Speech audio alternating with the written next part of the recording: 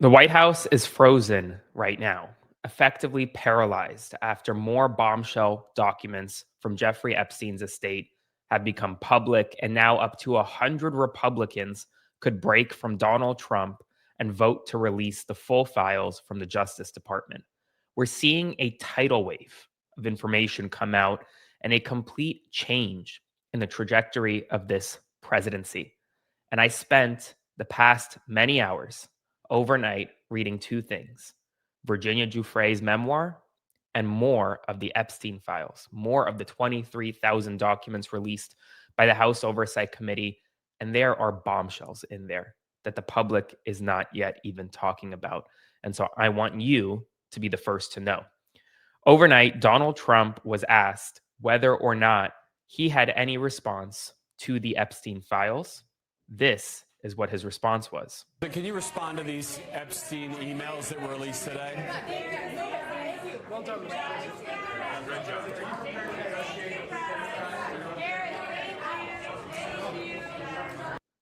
No response.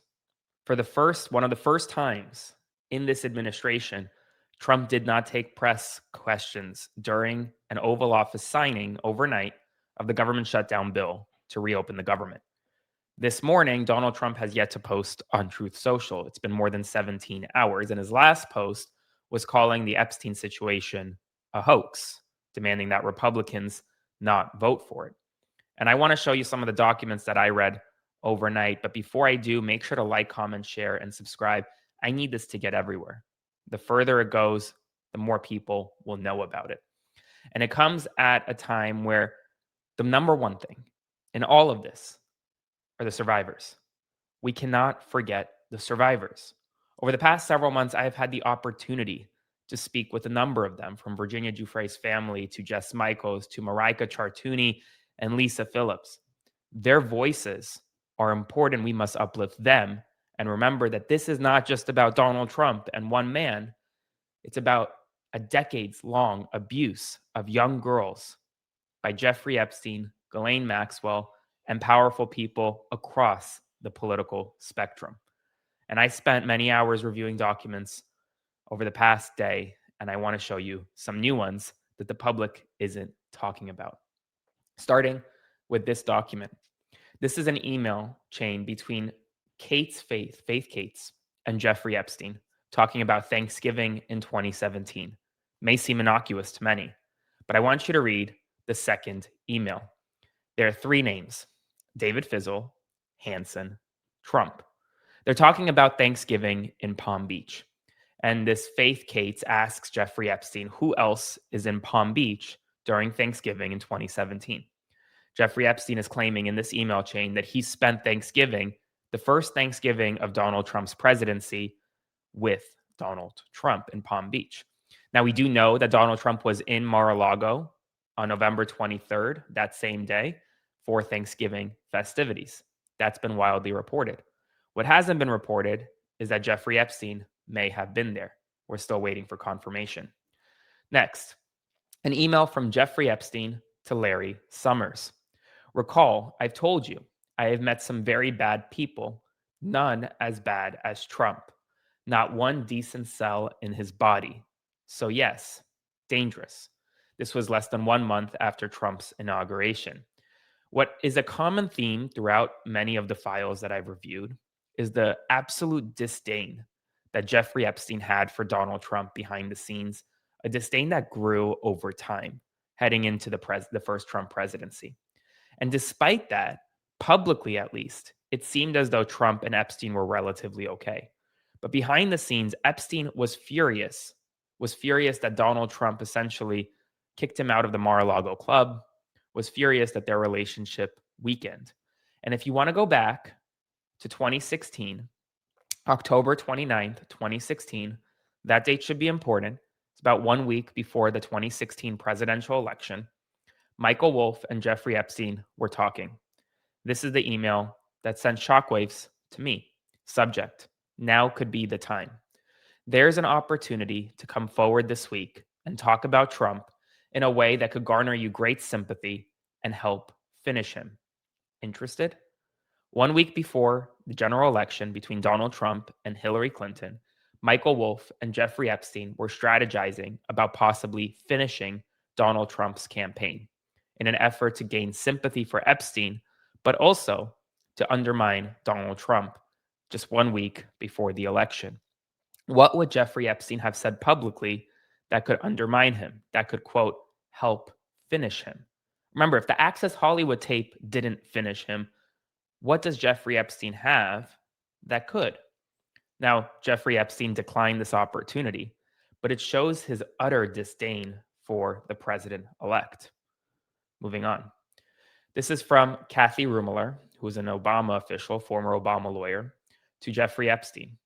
They talk about Donald Trump in here. And well, Kathy Rummler wrote, Trump is so gross. In response, Epstein writes, worse in real life and up close. Again, showing his utter disdain for Donald Trump. Moving on.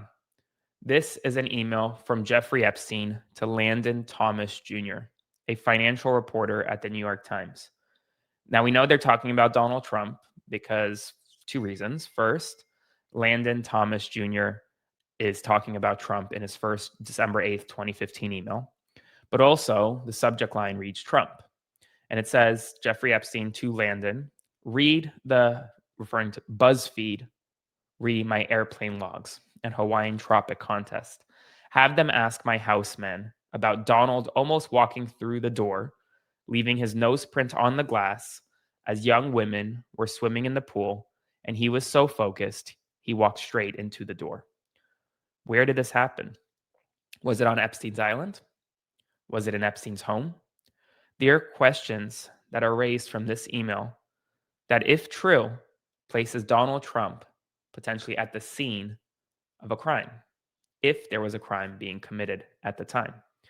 Ultimately, these emails raise many more questions than they do answers.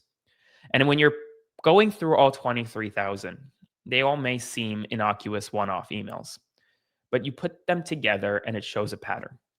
It shows a pattern that starts all the way back in the early 2000s when Donald Trump first met Jeffrey Epstein and Ghislaine Maxwell. Over the years, Donald Trump grew closer to Epstein. There are emails suggesting that Trump was at Epstein's home. There are emails suggesting that Trump knew of what Ghislaine Maxwell was doing with the young girls, the horrific crime she was doing.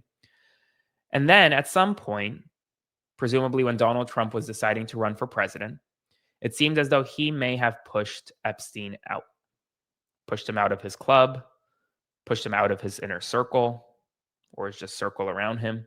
And Epstein's disdain for Trump started to grow behind the scenes. He started attacking Trump to anyone who would listen. Powerful people like Larry Summers, like Kathy Rummler. And he made that disdain clear to journalist Michael Wolff, who suggested that Epstein should or could come out ahead of the 2016 election and essentially expose Donald Trump, completely finishing him. Epstein didn't do that. Then, in the first Trump term, there are emails suggesting that Epstein claimed to be with Trump on Thanksgiving. Another email claiming that Epstein was at a meeting with Andrew, formerly known as Prince Andrew, and Donald Trump during a Trump state visit to London in 2019. And then just 33 days later, Epstein was arrested and indicted by Donald Trump's own Justice Department. Now, questions that I want answers to. Did Donald Trump know of the active investigation into Jeffrey Epstein by his own Justice Department?